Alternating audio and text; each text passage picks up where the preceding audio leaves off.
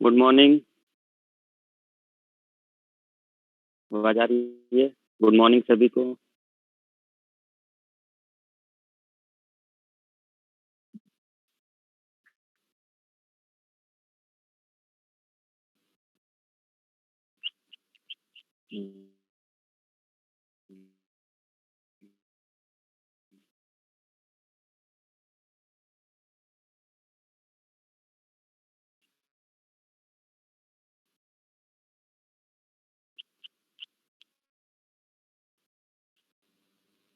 शुरू करते हुए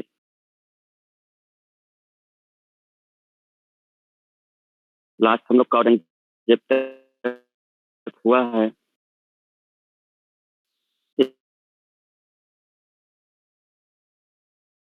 इसके बाद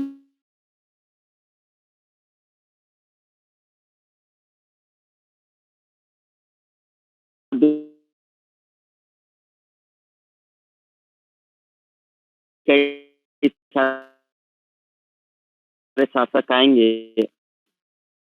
लेकिन वो उनका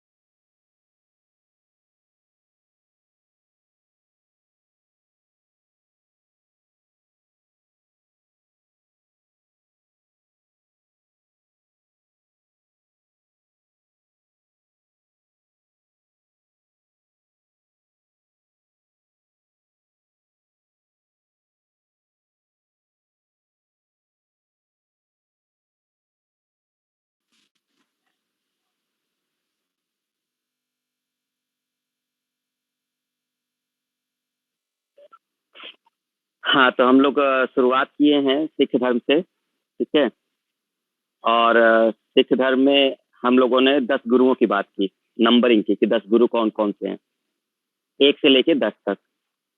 तो आई होप कि आपको वो याद हो जाएंगे। जैसे अगर आपको याद करना बहुत टफ नहीं है, देखो 5वें नंबर के गुरु कौन है आपके? 5वें नंबर के गुरु कौन है? गुरु अर्जुन देव। अर्जुन देव है ना? तो 5वें नंबर में गुरु अर्जुन देव हैं। इनको जहांगीर ने मरवा दिया था। अब इनके बाद 3 नाम जो है वो ह से हैं, है ना? 3 नाम ह से ही। आज तक आपके ह से ही नाम है तीनों, हर गोविंद, हर राय, हर किशन। 9वें में आपको पता ही है कि कौन थे, गुरु तेग बहादुर, जिसको औरंगजेब ने मरवाया। 10वें गुरु गोविंद सिंह है। तो यहाँ से तो 5 से तो खत्म ही हो गया। पहले जो है वो गुरु नानक हैं। तो बचा कौन सा आपका? दूसरा, तीसरा, चौथा। तो कोई टफ नहीं है, इसको आराम से 1-2 बार याद करोगे, पूरे 10 गुरु एक साथ याद हो जाएंगे कि कौन कौन है, ठीक है।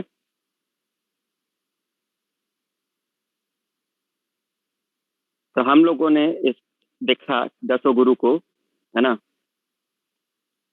तो गुरु नानक पहले हो गए, गुरु अंगद देव, गुरु अमरदास, गुरु रामदास। रामदास, अमरदास, रामदास, सिंपल है। याद हो गया सबको? याद हो गया?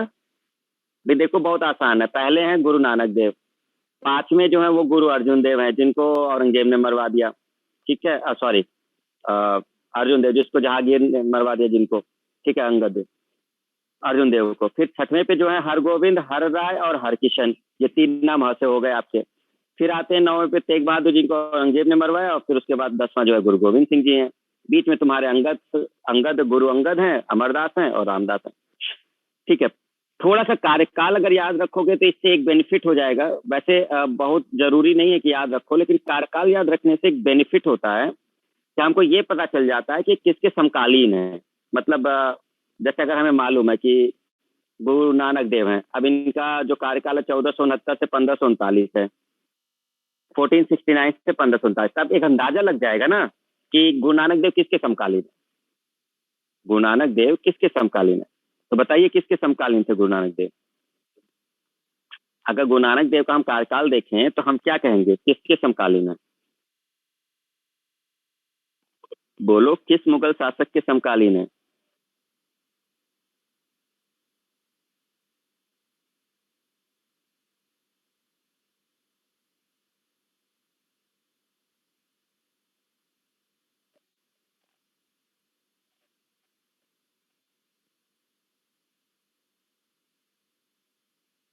अकबर लिख रहा है, देखो देवन कह रहा है अकबर के।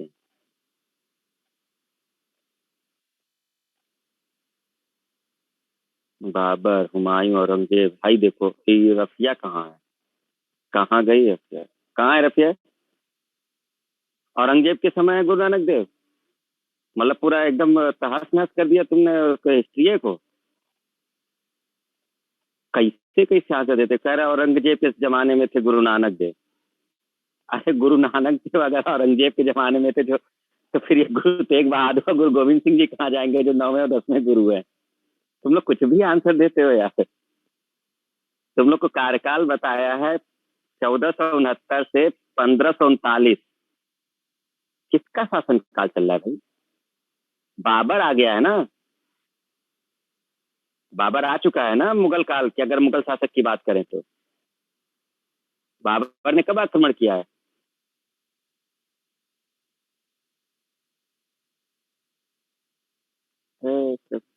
एक से एक महान बैठे हैं कुछ।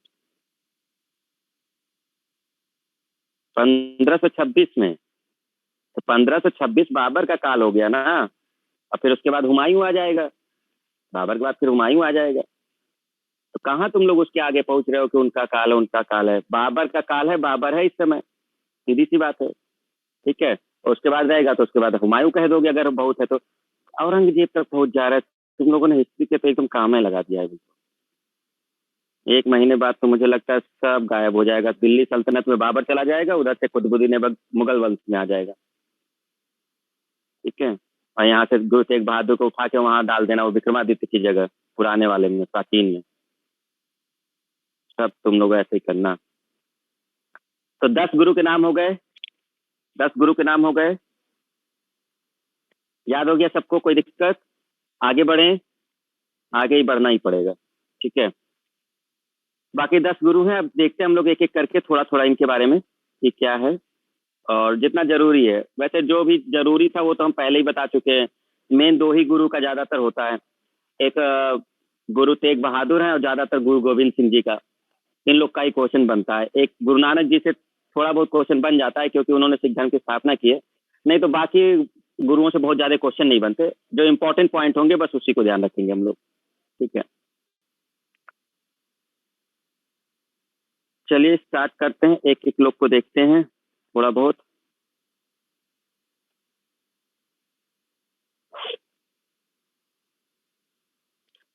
देखिए सबसे पहले हम बात करते हैं तो गुरु नानक देव की। तो गुरु नानक देव में अगर हम लोग बात करते हैं तो इनका जन्म बता ही दिया आपको, 1469 में हुआ है। कहाँ पर हुआ है? तो पाकिस्तान में एक जगह पड़ती है तलवंडी, जिसको आज की डेट में ननकाना साहिब कहा जाता है। तो अगर आज की डेट का पूछोगे तो ननकाना साहिब है वो, लेकिन पहले अगर जहाँ जब उसका नाम था तो हम उसको तलवंडी कहते थे, ठीक है, तलवंडी नाम था। तो ये पाकिस्तान में पड़ता है, तो यहाँ इनका जन्म हुआ था, ठीक है, गुरु नानक जी का। अगर हम देखें तो क्या पंथ चलाया, तो एक नानक पंथ बोला जाता है जो उनके नाम पे ही रखा गया है, तो नानक पंथ बोला जाता है, ठीक है। इनका विवाह जिनसे हुआ है उनका माता का नाम सुलखनी, मतलब माता सुलखनी कहते हैं, तो इसका मतलब माता नहीं है, ये माता तो हम लोग जैसे बोल रहे हैं, सुलखनी है। तो ये इनका विवाह इनसे हुआ है, सुलखनी से, ठीक है। और माता पिता की अगर बात करें तो माता इनकी तृप्ता देवी हैं और पिता जो है वो मेहता कालू हैं। तो मेहता कालू ध्यान रखिएगा, इनके पिता हैं और तृप्ता देवी इनकी माता है। थोड़े से ठीक परिवार में थे ये। तो इनके पिता जो थे वो व्यापार टाइप का काम किया करते थे, तो इस तरह से थोड़ा सही था परिवार, मतलब बहुत गरीब नहीं था, ठीक ठाक परिवार से थे। अच्छा, इनकी बहन जो थी वो बेबी नानकी है, बहन जो है ये बेबी नानकी इनकी। तो जब बेबी नानकी की शादी हो गई थी तो कुछ समय के बाद जो गुरु नानक जी हैं वो बेबी नानकी के यहाँ गए थे उनके साथ, तो कुछ समय तक वहां रुके थे और कहा जाता है कि वहीं रहते हुए ही उन्होंने ज्ञान प्राप्त कर लिया था। आसपास एक जंगल था, वहां जा करके उनको ज्ञान मिल गया था जब वो अभी बेबी नानकी के साथ थे। तो ये उनकी बहन थी, ठीक है। तो ये छोटी छोटी बातें आपको ध्यान रखनी है इसमें। अच्छा, इनकी टीचिंग जो है जिनसे क्वेश्चन बन सकते हैं तो आप ध्यान रख लेना। एक इनको बोला गया बंद चक्को, मतलब सिक्खिज्म में अगर हम कहें तो वो उस टाइप से शब्द है। वैसे हम इसको कहते हैं शेयरिंग विद अदर्स, मतलब कोई भी चीज अगर आपके पास है तो दूसरे के साथ शेयर करिए, मतलब अपने पास मत रखिए, आप दूसरों को भी देने की कोशिश करिए। तो इसको कहा जाता था बंद चक्को। एक दूसरा है कीरत करो। तो कीरत करो का मतलब कि कुछ भी कमाना है तो ईमानदारी से कमाइए, भले थोड़ा कमाइए लेकिन वो ईमानदारी से कमाइए, मतलब उसमें बेईमानी नहीं होनी चाहिए। तो ये इनका दूसरा टीचिंग था, ठीक है, कीरत करो। तीसरा था इनका नाम जपो। फिर उन्होंने कहा कि अगर आपको फिर समय मिलता है इन सब चीजों से तो आप अपने भगवान का नाम जपते रहिए। तो 3 जो टीचिंग है इनकी वो ये है। पहला कौन सा है? बंद चक्को। दूसरा कौन है? कीरत करो। तीसरा कौन है? नाम जपना, ठीक है। तो इसका मतलब था शेयरिंग विद अदर्स, ईमानदारी से काम करना और मेडिटेशन। सिंपल, ध्यान रखिएगा। मृत्यु कहाँ हुई है इनकी? तो मृत्यु करतारपुर हुई है। करतारपुर ये भी पंजाब में पड़ता है, ठीक है। अभी आपने सुना होगा, बहुत ज्यादा न्यूज में चल रहा था करतारपुर कॉरिडोर, है ना, करतारपुर कॉरिडोर, तो ये वही चीज है। तो यहाँ इनकी मृत्यु हुई है, तो ये भी एक पवित्र स्थान हो गया भाई सिखों के लिए, करतारपुर। लंगर व्यवस्था प्रारंभ किया, जैसे आज आप लोग लंगर देखते हैं, जो सिखिज्म में लंगर व्यवस्था की जाती है, तो लंगर व्यवस्था स्टार्ट करने का श्रेय को जाता है। क्लियर? तो पहले नंबर पे ये गुरु नानक देव है, ठीक है। वैसे ऑटोबायोग्राफी या इनकी बायोग्राफी जब पढ़ोगे आप लोग, तो बायोग्राफी जब पढ़ोगे तो बहुत सारी चीजें मिलेंगी, ऐसा नहीं है, बट क्योंकि वो बहुत ज्यादा हमारे एग्जाम के लिए जरूरी नहीं है, नहीं तो कहानी तो इनके लिए बहुत सारी है कि ये किस तरह के थे आध्यात्मिक गुरु, है ना। किसी से भी मतलब शास्त्रार्थ कर लेते थे और उसको परास्त कर देते थे गुरु नानक देव, है ना। एक ईश्वर का इन्होंने भी व्याख्या किया है, सिंगल ईश्वर है ना। इस तरह से चीजें हैं बहुत सारी। तो जो इम्पोर्टेंट है वो हमने आपको बता दी यहाँ पर। गुरु अंगद देव, अगर हम गुरु अंगद देव की बात करें तो इनका प्रारंभिक नाम लहना है, ध्यान रखिएगा, लहना नाम। तो गुरु अंगद देव को लहना के नाम से भी जाना जाता था। और इनके लिए ये क्वेश्चन बनता है, गुरुमुखी लिपि, ये सिखों में कौन से गुरु थे जिन्होंने गुरुमुखी लिपि का आविष्कार किया है? तो ये आपको ध्यान रखना है, गुरु अंगद देव। देखो क्या गुरुमुखी क्या हुआ करता है कि अगर खैर कुछ ही लोग जानते होंगे, अब जिनके गुरु होंगे वो जैसे आप किसी से दीक्षा लेते हैं, किसी गुरु से अगर दीक्षा लेते हैं तो कोई भी हो सकता है उसमें से, तो आपको एक गुरु मंत्र दिया जाता है, गुरु मंत्र दिया जाता है, ठीक है। तो अगर आप उनके सानिध्य में हैं तो आपको कहा जाएगा कि आप गुरुमुखी हो गए हैं। गुरुमुखी हो गए मतलब आपके कोई गुरु हो गए, ठीक है ना। तो अब वो जो गुरु मंत्र होता है वो बताया नहीं जाता, वो सबका अलग अलग हो सकता है, उसमें ताकत होती है मंत्रों में। तो वो हर शिष्य के लिए एक प्रकार से वो गुरु मंत्र दिया जाता है। तो जब भी आप कोई पूजा करते हैं, कहीं पे मेडिटेशन करते हैं, ध्यान करते हैं, तो उन मंत्रों का प्रयोग किया जाता है, ठीक है। तो इसी को गुरुमुखी कहा जाता है कि वो आप गुरुमुखी हो गए। तो कोशिश की जाती है कि पूरे जीवन काल में किसी न किसी को गुरु को बनाना बहुत जरूरी होता है, ठीक है, जिससे जीवन थोड़ा सा सही चले। किसी पड़ाव पे बना सकते हो, वैसे तो शुरुआत में बना लोगे तो बेटर होगा, लेकिन शुरुआत में कोई बना नहीं पाता है ना। चकाचौंध इतनी है दुनिया की कि आप यंग एज में बना नहीं पाओगे। तो ज्यादातर लोग जब उम्र दराज हो जाते हैं, 40-45 साल के पार जाते हैं, तब वो लोग कोई किसी गुरु को बनाता है। तब तक सब कुछ निकल चुका होता है, पूरी जवानी खत्म हो चुकी है, आप बर्बाद कर चुके होते हैं, तो सब कुछ हो चुका होता है, तो फिर क्या मतलब रह गया। जिस समय उसको बचाना है तो उसी समय आप बर्बाद हो चुके होते हैं, तो जिस समय गुरु की जरूरत पड़ती है। तो पहले जो महान गुरु लोग हुआ करते थे वो ऐसे ही थे, तो वही गुरुमुखी कहा जाता है। तो गुरुमुखी मतलब आप किसी गुरु के सानिध्य में आ चुके हैं, किसी गुरु को आपने मान लिया है और उनसे आपने कुछ मंत्र दीक्षा वगैरह ले रखी है, ठीक है। तो इस तरह से चीजें हुआ करती थी। तो सबके पास होता है अलग अलग अपना, कोई बताएगा नहीं, है ना।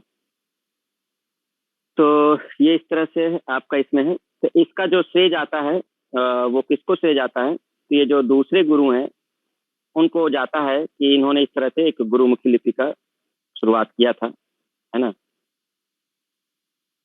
चलिए आगे देखते हैं इसमें।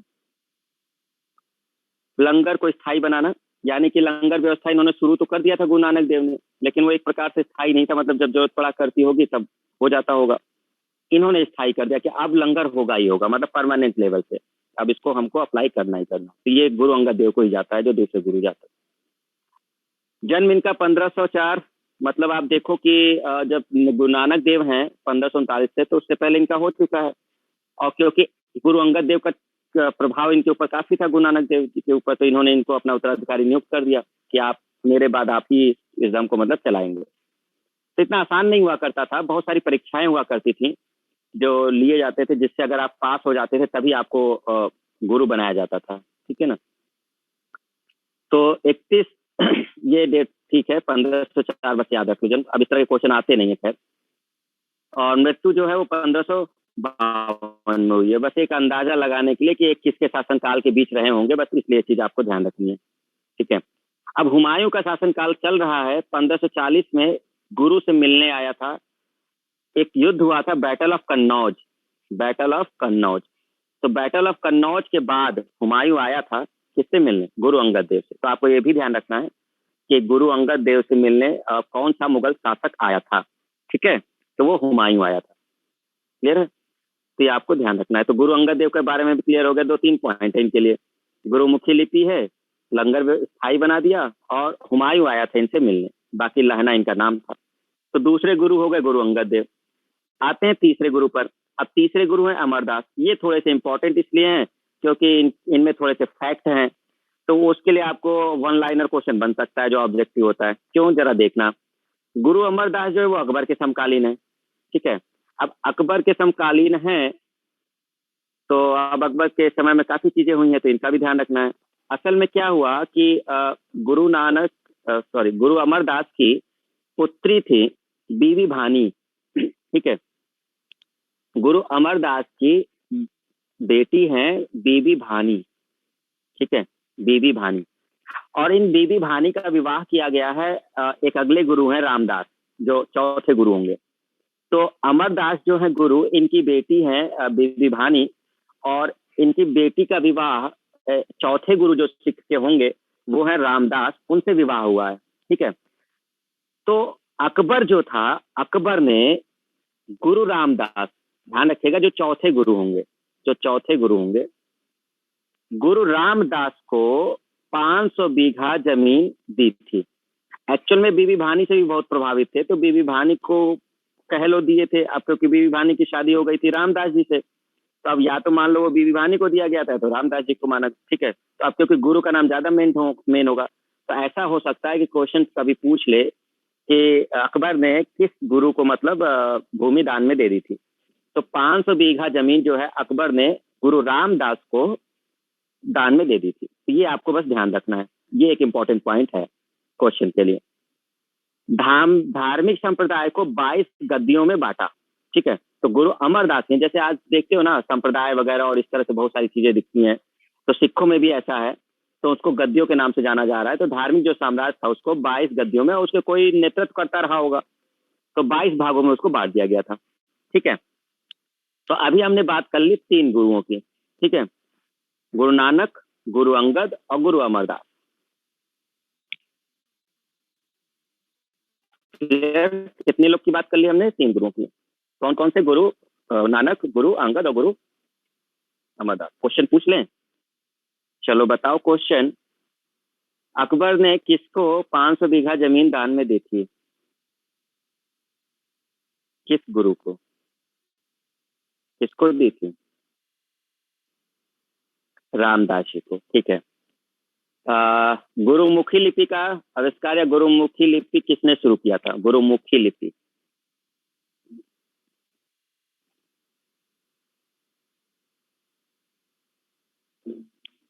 अंगद देव। लंगर व्यवस्था को किसने परमानेंट बना दिया था? स्थायी किसने बना दिया? परमानेंट गुरु अंगद देव, ठीक है। अब गुरु अंगद देव के बाद कौन से गुरु आएंगे? अब चौथे नंबर के गुरु आएंगे, और 4th नंबर के गुरु वही हैं रामदास, जिनकी शादी हुई है बीबी भानी से, जो बेटी है अमरदास की, और इनको मिला है 500 बीघे जमीन अकबर के द्वारा, ठीक है। चलिए आगे देखते हैं। चौथे गुरु हैं गुरु रामदास।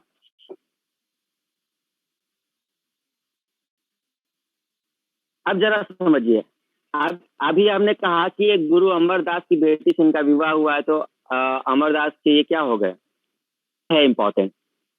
वो जो जमीन मिली थी ना, वो जो जमीन मिली, उस जमीन का यूज करके अमृतसर, अमृतसर जो आपको पता है पंजाब का अमृतसर, इस शहर को बसा दिया।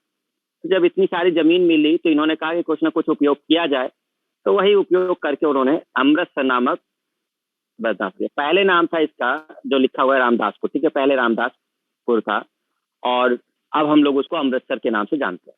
तो ध्यान रखिएगा किसने बसाया था? गुरु रामदास। ये बहुत आसान है, क्योंकि अकबर जब जमीन देगा और जब आपके पास जमीन आएगी तभी तो आप कुछ कर पाएंगे। तो जमीन किसको मिला था? रामदास जी को मिला था। तो रामदास जी को मिला तो उन्होंने शहर बता दिया। पहले क्या नाम था? रामदासपुर, फिर मतलब उन्हीं के नाम पर रामदासपुर, फिर बाद में क्या हो गया? अमृतसर हो गया। गुरुपद पैतृक बना दिया। अब देखो, ये ध्यान ये रखना है कि अभी तक गुरुपद पैतृक नहीं है, मतलब वंश में नहीं चल रहा था, कोई भी बन सकता था। रामदास जी तक क्या था कि जो भी योग्य होगा वो बन सकता था। लेकिन अब आगे चल करके क्या होने लग गया था कि मतलब एक प्रकार से वंश ही कह लो कि उनके पुत्र ही बनते जा रहे हैं। अब मतलब जैसे हम हैं, अब हम हमारे बाद हमारी गद्दी कौन? हमारा पुत्र लेगा, फिर उसके बाद कौन लेगा? तो उनका पुत्र लेगा। तो ये चीजें शुरू हो गई किसके बाद? ये रामदास जी के बाद। तो यहाँ से ये जो है पैतृक बना दिया गया। ये इंपॉर्टेंट पॉइंट है, क्योंकि यहाँ जहाँ से चेंज होता है वो चीज आपको याद रखनी होती है। तो एक तो इन्होंने अमृत शहर बसा दिया और गुरु पद को क्या बना दिया? पैतृक बना दिया, ठीक है। ये पिता से बेटे को जाएगा।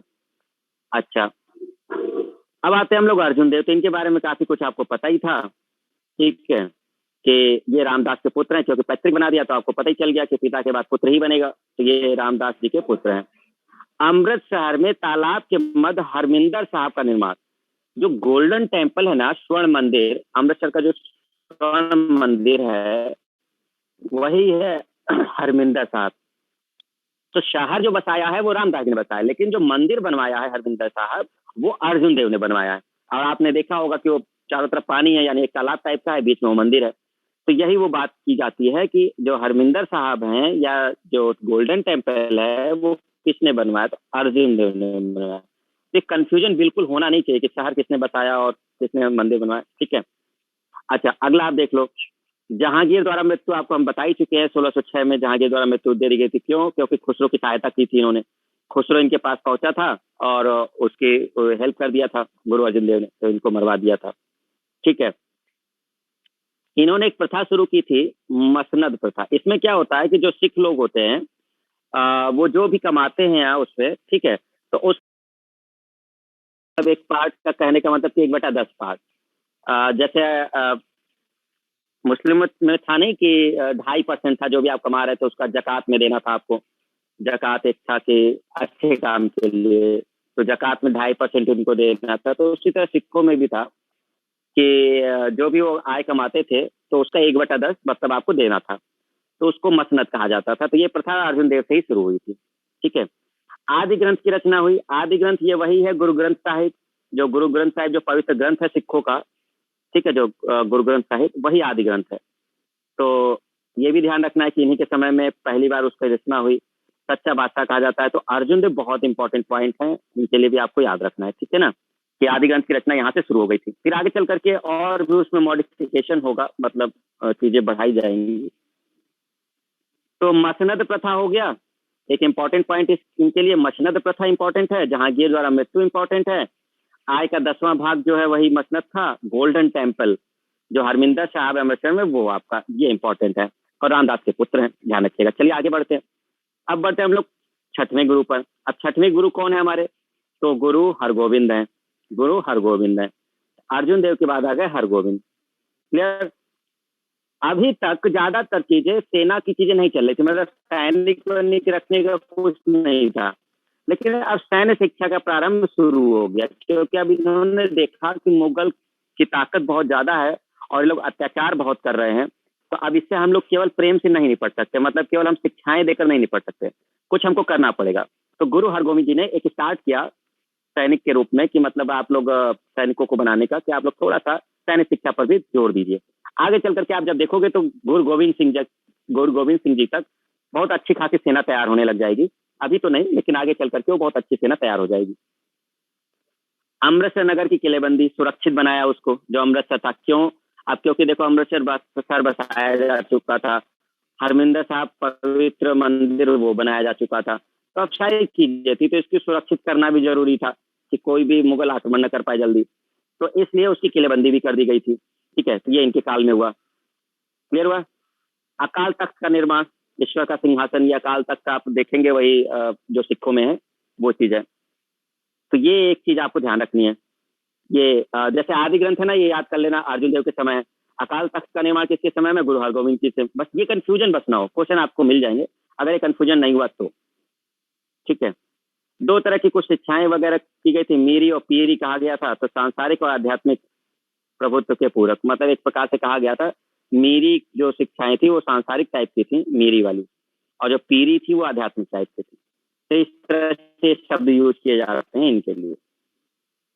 फिर आए साथ में हर गुरु हर राय। तो अब इनके लिए बहुत कोई इंपॉर्टेंट पॉइंट नहीं था, बस इतना है कि दारा शिकोह इनके पास गए थे और उनको आशीर्वाद दिया था। तो ये भी आपको ध्यान रखना है कि अगर कोई मुगल शासक किसी गुरु के पास गया है तो आपको थोड़ा सा याद रखना है कि भाई कौन सा ऐसा मुगल शासक था। हरकिशन जी के लिए बहुत कोई इंपॉर्टेंट पॉइंट नहीं है, तो इसलिए नोट नहीं किया उसको, है ना। और जो 9वें हैं गुरु तेग बहादुर, इनको आप जानते ही हैं, हरगोविंद जी के पुत्र हैं। ये इनके पुत्र हैं, हरगोविंद जी के पुत्र हैं। ठीक है, और औरंगजेब ने हत्या करवा दी थी। तो ये आपको ध्यान रखना है, ये ज्यादा इंपॉर्टेंट यही पॉइंट है। लास्ट आते हैं 10वें गुरु, गुरु गोविंद सिंह जी। तो गुरु गोविंद सिंह जी हमारे 10वें गुरु हैं। इनके बारे में कई सारी चीजें याद रख लेना। जन्म 1666 पटना, ठीक है, पटना में इनका जन्म हुआ है। सिंह एफ कौर की परंपरा। अब देखो सिंह और कौर आप समझ ही रहे होंगे, जैसे सिखों में जो पुरुष होते हैं वो ज्यादातर सिंह लगाते हैं और जो महिलाएं होती हैं वो आपकी कौर लगा लेती हैं, जैसे सिमरन कौर, है ना। इस तरह से तो आप ऐसे समझ सकते हैं, क्योंकि नाम देखो इसमें जैसे सिमरन है तो सिमरन लड़के का भी नाम हो सकता है, सिमरन लड़की का भी नाम हो सकता है, इसमें कोई वो बात नहीं होती। लेकिन हम लोग इससे समझ जाते हैं कि एक सिंह और कौर से समझ जाते हैं। तो जो सिंह होते हैं वो जनरली पुरुष ही होते हैं, और जो कौर लगाती हैं वो कौर क्या होती हैं? महिलाएं होती हैं। तो इस तरह से चीजें आपको देखने को मिलती हैं। आदि ग्रंथ का पुनः संकलन किया। अब देखो आदि ग्रंथ के जो चीजें थी रचना की वो पहले हो गई थी अर्जुन देव की, लेकिन उसी में कुछ चीजें और बनाया जाता है, तो उसमें आदि ग्रंथ का पुनः संकलन किया गया था। ठीक है, ये आपको ये ध्यान रखना है। तो ये रचना यहाँ हुई है, संकलन यहाँ हुआ है उसका पूरा। अच्छा, आनंदपुर की स्थापना, पटना, अनंतपुर या आनंदपुर कहा जाता है इसको, और यही वो किला था जहाँ पर ये थे पहले, फिर इसको घेर लिया गया था, और फिर यहाँ से वो क्या थे कि उनको निकलना पड़ा था छोड़ करके, है ना, फिर सब लोग बिछुड़ गए थे जो उनके परिवार के लोग थे, गुरु गोविंद सिंह जी। खालसा पंथ की स्थापना, जो आज के खालसा पंथ आपको दिखाई देता है, खालसा पंथ जैसे आप लोग देखते हैं ना खालसा पंथ है, तो ये खालसा पंथ की स्थापना गुरु गोविंद सिंह जी ने ही की है, और ये एक प्रकार से सेना के रूप में ही था कि रक्षा करने के लिए चीजें थी, है ना, 1699 में।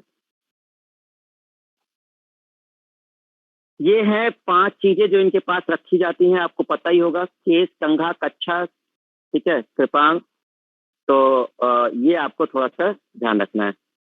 आप लोग सब जानते होंगे, याद कर लो इसको देख के, वैसे सबको पता है, ये हमें लगता है आज की डेट में सब लोग जानते होंगे कि 5 चीजें जो वो लोग रखते हैं, है ना।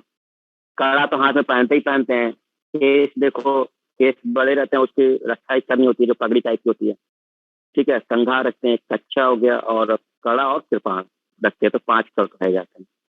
गुरु गोविंद सिंह जी की मृत्यु कब हुई है, तो मृत्यु इनकी हुई है 1708 में, आपको बताया था 1707 में औरंगजेब की हुई थी, और उससे कुछ समय बाद गुरु गोविंद सिंह जी की हो गई थी, ठीक है, लेकिन औरंगजेब हरा नहीं पाया था इनको, एक प्रकार से। नांदेड़ महाराष्ट्र में हुआ था, है ना। यहाँ पर एक गुरुद्वारा बनाया गया है, हजूर साहिब गुरुद्वारा। ये एक इम्पॉर्टेंट पॉइंट है, कुछ ये छोटे छोटे पॉइंट है जहाँ से आपको याद रखना है सिख धर्म में, बस इससे ज्यादा आपके लिए कोई इम्पोर्टेंट पॉइंट है नहीं। पढ़ने के लिए तो खैर बहुत कुछ है, पढ़ना चाहोगे तो फिर आप लोग एक एक गुरु के बारे में पढ़ोगे, पूरा बायोग्राफी पढ़नी पड़ेगी कि हर गोविंद जी क्या थे, बट उसका कोई मतलब नहीं निकलेगा ना, ऑब्जेक्टिव क्वेश्चन नहीं बनते हैं। ऑब्जेक्टिव क्वेश्चन गिने चुने गुरुओं से ही बनते हैं। 2 मेन है सबसे, देखो एक पॉइंट है आपका अर्जुन देव, किसने मारा था, ये सबसे इम्पोर्टेंट पॉइंट यही है, और एक है आपका गुरु तेग बहादुर से, एक तीसरे बचते हैं गुरु गोविंद सिंह जी। ये 3 मेन गुरु हैं जिनसे आपको क्वेश्चन ज्यादातर पूछे जाते हैं, ठीक है।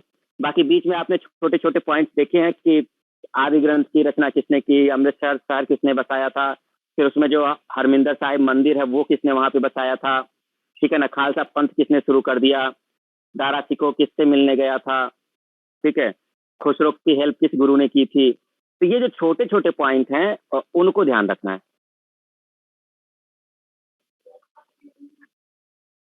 गुरु गोविंद जी को वजीर खान ने हत्या की? नहीं, गुरु गोविंद सिंह जी की हत्या कहाँ कर पाया था वजीर खान, हत्या नहीं कर पाया था, ठीक है। गुरु गोविंद सिंह जी तो बच गए थे, गुरु गोविंद सिंह जी को उस युद्ध में थोड़ा मर रहे थे, वहां से बच, अगर कहीं लिखा है तो गलत लिखा है, ठीक है। गुरु गोविंद सिंह जी मरे नहीं थे। वजीर खान जो था, वजीर खान आपका जब वो पंजाब की तरफ था, उधर फिर हिंद के क्षेत्र में था वजीर खान, मुगल औरंगजेब ने उसको नियुक्त कर रखा था गवर्नर वहां का। और हाँ, ये जरूर था कि वजीर का पीछे पड़ा हुआ था लगातार कि गुरु गोविंद सिंह जी मतलब पकड़े जाएं।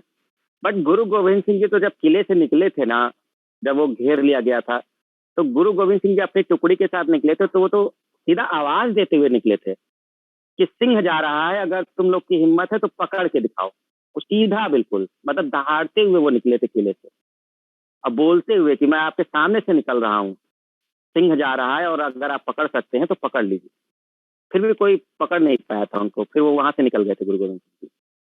वो कुछ अलग रीजन है, कई सारे चीज है कि वो घायल हो गए थे असल में उसमें, तो घाव वगैरह की वजह से ही कुछ आगे चल करके उनकी मृत्यु हो जाती है, ठीक है। तो हत्या वगैरह कोई नहीं करवा पाया था। ये गुरु गोविंद सिंह जी का आपका है। बाकी जो कुछ चीजें थी वो हमने आपको पहले बताई रखी हैं। सिख धर्म में इतना ही है सब कुछ, और इससे ज्यादा कुछ आपको पढ़ना ही नहीं है, क्योंकि मुगल के समय का है, तो मुगल के समय में बस उतनी ही चीजें ध्यान रखनी होंगी जो मुगलों से रिलेटेड होगी, क्वेश्चन वही पूछेगा वो। देखो, जिस काल में जिसका शासन चल रहा है तो क्वेश्चन उससे ही बनता है। मतलब मान लो मैं राजा हूँ अभी, अगर मैं राजा हूँ ना तो क्वेश्चन हमारे से ही बनेगा, क्योंकि मैं शासक हूँ ना, तो मैं शासक हूँ तो हमारी नीतियों को ही बताना होगा कि हम उस समय क्या कर रहे हैं और मेरे समय में प्रजा क्या है। तो यही मतलब होता है। तो अब ये जो मुगल काल का शासन है, इस समय असल में सारे मुगल शासक ही हैं, तो इस वजह से उन्हीं के क्वेश्चन पढ़ने पड़ते हैं हमें, क्योंकि उन लोगों के हिसाब से हमें देखना पड़ता है कि क्या चल रहा है समाज में, कौन हो रहा है, तो ये चीजें हमें देखनी पड़ती हैं। तो अब आपको ज्यादातर उन पॉइंटों पे फोकस करना होगा कि जो मुगलों से रिलेटेड होंगे, सिखों पे कोई प्रभाव पड़ रहा है उसमें, तो वो चीजें आपको ध्यान रखनी होंगी। सर्ववंश धोनी भी कहा जाता है।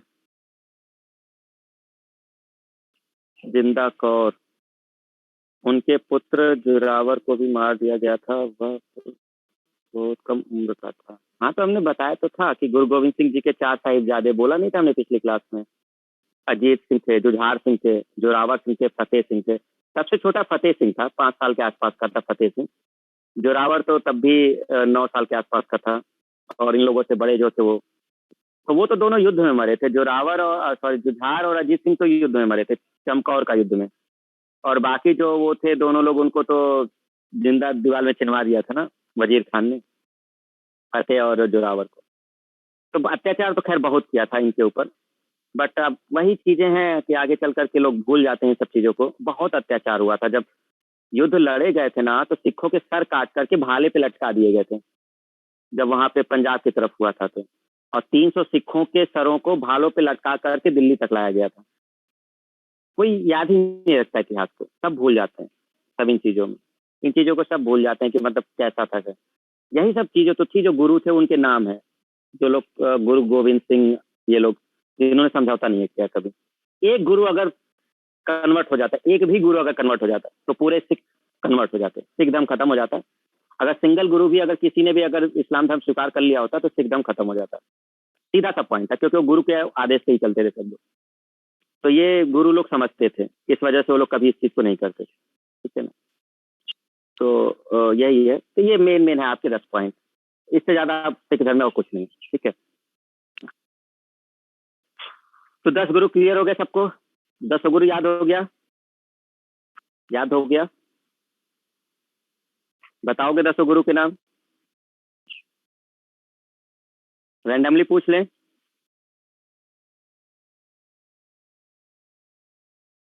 सर गोविंद जी की जीवनी पढ़ने के बाद मन करता है। गुरु गोविंद सिंह जी की मतलब एक बहुत तेज पुरुष, मतलब एक पता नहीं कौन सा था, वह उसका सरदार ही था, वजीर खान का ही। मुझे नाम या ठीक से याद नहीं आ रहा। पंते खां था, पंते खां था या पंदे खां था, कुछ पंदे खां कुछ ऐसे नाम था। तो वजीर खान ने उसको भेजा था लड़ने के लिए गुरु गोविंद सिंह जी से। तो पूरा लोहे से ढका हुआ था पंदे खां, मतलब एक भी जगह उसके शरीर पे ऐसी नहीं थी जहां पे आप एरो चला सकते हैं, ऐसा है। तभी तो इन लोगों ने अभी मतलब बिल्कुल समझ गए थे, गुरु उस लड़ाई के बाद समझ गए थे कि गुरु गोविंद सिंह जी कोई साधारण पुरुष नहीं है। तो पूरा ढका हुआ था। तो पंदे खां ने कहा कि गोविंद, तुम मुझे मारोगे कैसे? मैं पूरा ऊपर से नीचे तक तो लोहे से ढका हुआ हूँ, तुम मुझे मारोगे कैसे? और तुम अपनी हाथ स्वीकार कर लो। तो जो कान होता है ना, कान, तो ये कान जो होता है ये खाली रहता है क्योंकि सुनना होता है, तो ये नहीं ढका था। ये कान नहीं ढका था, ये कान नहीं ढका था। तो जब वो फंदे खां बोल रहा था तो उसका चेहरा ऐसे हुआ, वो तीर सीधे यहाँ से निकल के पार हो गया दूसरी तरफ। तो पूरा शरीर लोहे से ढक रखा था, लेकिन कान छोड़ रखा था, वो थोड़ा सा जाली टाइप का था। उन्होंने कान पे तीर मार दिया और वो पार हो गया, फंदे खां ढेर हो गया। तो पूरी सेना भाग गई। एक उस फंदे खां को निपटाया और सेना समझ गई कि बस भैया, जब मतलब जो पूरा ढका हुआ है, जब उसको मारा जा सकता है, हम लोग किस वो हैं कि मतलब जो सामने ही है। तो इस तरह से चीजें थी काफी। गुरु गोविंद सिंह जी की तो खैर बहुत वो हैं। शिवाजी जब आएंगे, शिवाजी जब मराठा साम्राज्य होगा, ये है गजब के व्यक्ति। इन ये एक कॉम्बो पैक है। कॉम्बो पैक समझते हो? कॉम्बो, कई लोगों के पैक हैं ये एक साथ, जैसे कॉम्बो पैक नहीं होता है, कि वो है शिवाजी। ये हर तरह की, सबको पढ़ चुके हैं, सबको जान चुके हैं पीछे से, कौन राजा कैसा था, महाराणा प्रताप के बारे में जान चुके हैं, पीछे से लेकर के चाणक्य के बारे में जान चुके हैं, सब कुछ। ये सबके कॉम्बो पैक हैं, जिसको जैसे है वैसे समझाना है। मैं बहुत उदार भी हूँ, मैं बहुत छलकपटी भी हूँ, मैं दूसरे तरीके से भी चलता हूँ, तुम जैसे रहोगे वैसे मैं रहूंगा। ठीक है, ये शिवाजी इस तरह के हैं। और ये हुआ कैसे? इनकी जो माता है जीजाबाई, असल में इनकी वजह से हुआ। जीजाबाई ने का बहुत चीजें इनको बचपन से ही इनको सिखा दिया था। जितने धार्मिक ग्रंथ है सब इनको पढ़ा दिया था, इनको सुना दिया था, हर चीज बताई, रामचंद्र के बारे में, कृष्ण के बारे में, और जो भी रामायण महाभारत भगवत गीता सब कुछ शिवाजी ने माता जी से सीख लिया था और इनकी कहानियां ये सुना करते थे, तो इससे इन्होंने किया था। तो एक प्रकार से चाणक्य की कूटनीति इनके पास थी, चाणक्य जैसा सोचता था कि कैसे राजतंत्र चलाना है, और महाराणा प्रताप जी जैसा बल भी था इनके पास। हर चीज ये सोचते थे, ये जानते थे कि मुगलों का भरोसा नहीं किया जा सकता, तो जब भी संधि के लिए कोई बुलाता था ना तो अपनी सुरक्षा करके जाया करते थे। तो एक प्रकार ये हमेशा जानते थे कि ऐसा होगा, ये हमेशा धोखा देंगे सब। और मुगल जानते थे क्योंकि ये क्षत्रिय शासक है, हिंदू शासक है, तो ये लोग सीधे साधे हैं, ये अपनी बात से मुकरेंगे नहीं, ये मुगल हमेशा जानते थे, तो इसलिए वो संधि के लिए बुलाया करते थे और वो धोखा देते थे सब। बट शिवाजी कहते बेटा मैं वो आदमी नहीं हूँ जो तुम समझ के आ रहे हो पीछे से, मैं सब समझ के आया हूँ। तो जब भी जाते थे तो एक अंदर कवच पहन के जाते थे, सामने भी और पीछे भी पूरा कवच होता था रखा हुआ। तो ऐसे ही अफजल खान ने किया था, धोखा दिया था। अफजल खान ने संधि के लिए बुलाया था और मारने गया था, तो बच गए थे। फिर शिवाजी ने निपटा दिया उसको तुरंत अफजल खान को। तो इस तरह से चीजें हैं शिवाजी की आगे की। चले कोई नहीं।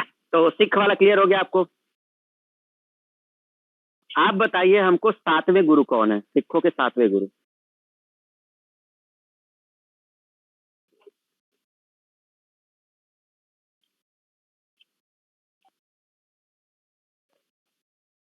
याद ही नहीं आ रहा सबको 7वें गुरु कौन।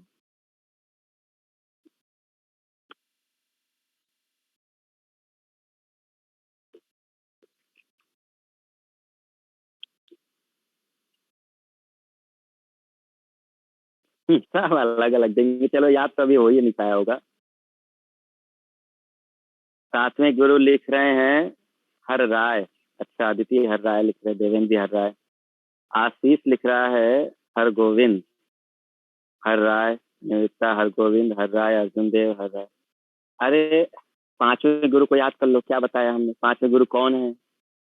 गुरु अर्जुन देव। 5वें गुरु कौन है? गुरु अर्जुन देव।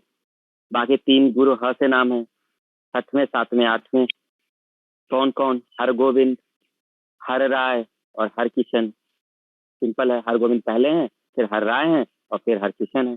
तो 6वें नंबर पे हर गोविंद हो गए, 7वें नंबर पे हर राय हो गए, 8वें पे आपके हर किशन हो गए, 9वें पे आपके कौन हो गए? चलो 9वें का नाम बता दो, 9वें गुरु का नाम बता दो जल्दी से। याद हो जाएगा, कोई दिक्कत नहीं। तेज तेज बहादुर नहीं है, तेग बहादुर है। तो कहोगे सर टाइपिंग मिस्टेक हो गई, बहुत सही, ठीक है, हाँ तेग बहादुर है। क्लियर है? ओके, बस इतना है। अब सिख धर्म में कुछ है नहीं जिसके लिए आपको हम बता सके, क्योंकि ऑब्जेक्टिव के लिए और कोई क्वेश्चन नहीं बनता है। रख लीजिएगा, सिंपल है। फिर हम लोग मराठा सम्राट शुरू कर देंगे, शिवाजी वाला। शिवाजी वाला इम्पोर्टेंट है ना। बहुत सारे लोग होंगे उसमें, बाजीराव पेशवा आएंगे जिनके ऊपर मूवी बनी हुई है।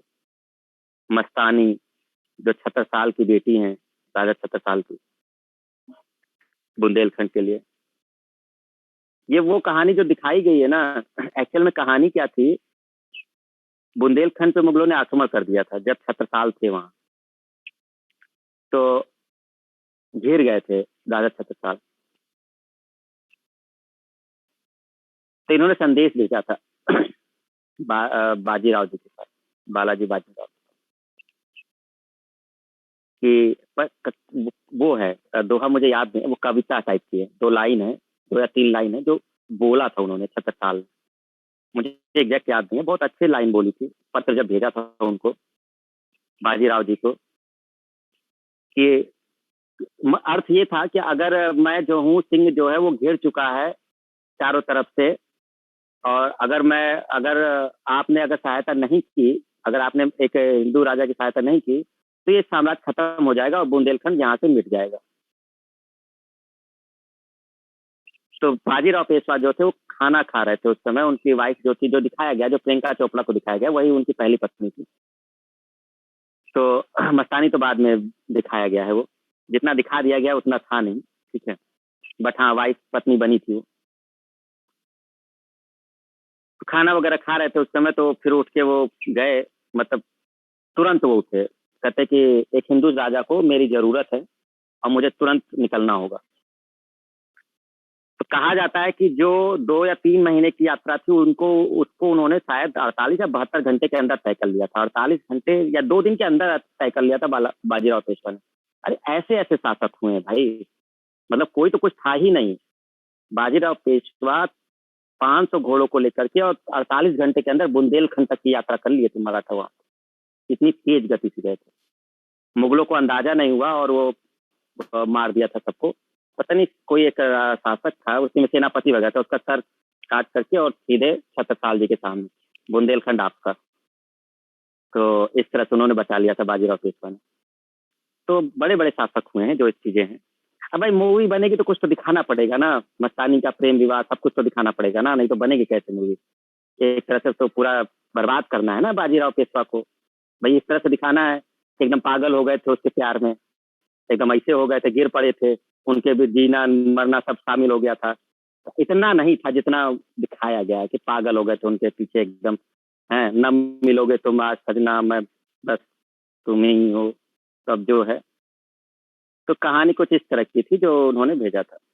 चलिए, तो गुरु गुरु आपने लिख दिए हैं सब लोग। देवेंद्र देखो टाइप कर रहा था, ये लड़का गजब है देखो भाई। बाकी सब लोग समझ, तो वो टाइप कर रहा था क्योंकि जान रहा है कि सर अगली बार 10 गुरु के बारे में पूछेंगे। मैं पहले ही टाइप करके बता देता हूँ सर, बहुत तेज है भाई देखो, है ना। बाकी सब लोग सामने आओ जरा, बस लास्ट तक खत्म कर रहे हैं। शिवाजी आज शुरू नहीं करेंगे, शिवाजी कल शुरू करेंगे। और कल से शायद हम लोग की कोचिंग भी ओपन हो रही है, जहां तक हमें लगता है। कल कौन सा तारीख है? 25 है ना। हाँ, कल से ओपन हो जाएगा। चलो सब लोग आ गए भाई सामने, ठीक। बड़े सुंदर सुंदर चेहरे हैं भाई। तो वीर सब लोग हैं, बाकी तो सब सो गए हैं, आधे तो मतलब ही नहीं रहता कुछ। ये है ये वो है देखो, जो इसीलिए कभी कभी होता क्या ना, ज्यादा नरमी से नहीं रहना चाहिए। जो लोग, कुछ लोग दंड के अधिकारी होते हैं, कुछ लोग दंड के अधिकारी होते हैं। दंड समझते हो ना, पनिश। जब तक वो न रखो ना तब तक उनको बात समझ में नहीं आती है। अरे सर तो कहते रहते हैं, सर बड़े अच्छे हैं, सर कुछ बोलते नहीं हैं, बस कोई बात नहीं है, लगा के सो जाते हैं। क्या करना है फिर, बाद में तो रिकॉर्डिंग रहेगी, देख लिया जाएगा, अपना सब कुछ चल रहा है। तो ऐसे ही चलता रहता है, कोई बात नहीं, ठीक है। तो हाँ, अब धीरे धीरे जग रहे हैं सब। चलिए कोई नहीं, ठीक है। तो जहाँ तक हमें लगता है सिख धर्म आपको याद हो ही गया होगा। सिख धर्म में बहुत कुछ है नहीं, कुछ छोटे छोटी चीजें हैं। एक बार रिवाइज कर लेते हैं हम लोग। क्या रिवाइज करते हैं? गुरुओं के नाम, ठीक है। एक बार रिवाइज करते हैं एक तरफ से। सबसे पहले गुरु कौन? गुरु नानक, ठीक है। दूसरे गुरु कौन? गुरु अंगद। तीसरे गुरु कौन? अमरदास, अमरदास है तीसरे गुरु, ठीक है। चौथे गुरु कौन? रामदास। पांचवें गुरु कौन? अर्जुन देव। छठवें गुरु कौन? हरगोविंद। सातवें कौन? हर राय। आठवें कौन? हरकिशन। नौवें कौन? तेग बहादुर। और 10वें कौन? गोविंद सिंह जी। तो सबसे पहले अगर हम बात करें कि जो गुरु नानक जी हैं, तो नानक पंथ उन्होंने चलाया है, जो एक इम्पॉर्टेंट पॉइंट है। और वो तो गुरु खैर है ही है, सिख धर्म की स्थापना करने वाले। अंगद देव के बारे में बात करते हैं, गुरु अंगद देव, तो इन्होंने लंगर व्यवस्था को क्या कर दिया था? लंगर व्यवस्था को स्थायी बना दिया था, ठीक है। और गुरुमुखी जो था वो भी इन्होंने किया था। अमरनाथ, अमरनाथ ने अमरदास जी, तो गुरु अमरदास, देखो कोई अमरनाथ टाइप कर दिया है।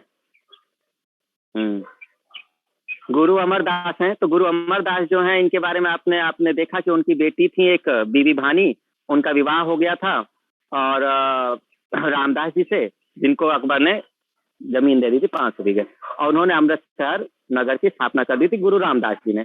तो गुरु रामदास जी के लिए आप याद कर लेंगे, ठीक है। गुरु अर्जुन देव के बारे में आपको बताया था आपको कि जहांगीर ने मरवा दिया था क्योंकि खुसरो की सहायता कर दी थी इन्होंने।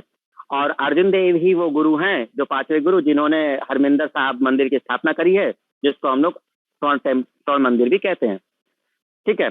और आदि ग्रंथ की रचना भी करने का श्रेय इनको जाता है।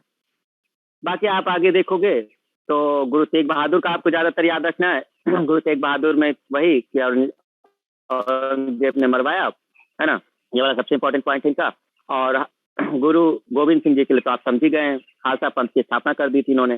5 जो के चीजें रखनी थी, केस, कंघा, ठीक है, कच्छा, कृपाण, कड़ा, तो ये चीजें आपको याद रख लेनी है ना।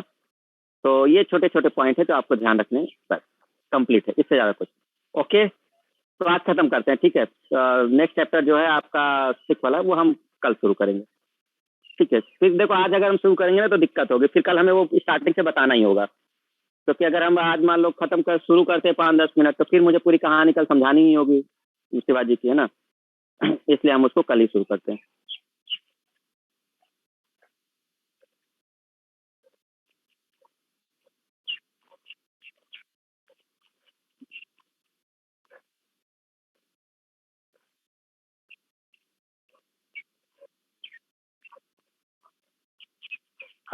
जवाबित ए आलमगीर कुछ करके किया जाता है, जो तुम्हें क्वेश्चन पूछा है देवेन, जवाबित ए आलमगीर कुछ ऐसा नाम है, लेकिन वो औरंगजेब का है मेनली, ठीक है।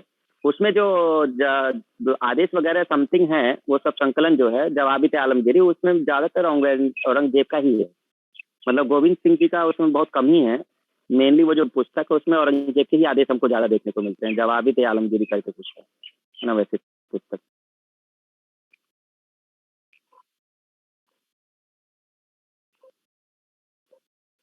हाँ, एक गुरु जरूर हैं, बाबा फरीद, जो बताया नहीं था हमने आपको, जो चिश्ती संप्रदाय के थे। तो बाबा फरीद जो हैं, जो शेख निजामुद्दीन औलिया के गुरु थे, जो उनके कुछ उपदेश हैं, उनके कुछ उपदेश हैं जो सिखों का आदि ग्रंथ है गुरु ग्रंथ साहिब, उसमें उनके उपदेश हैं।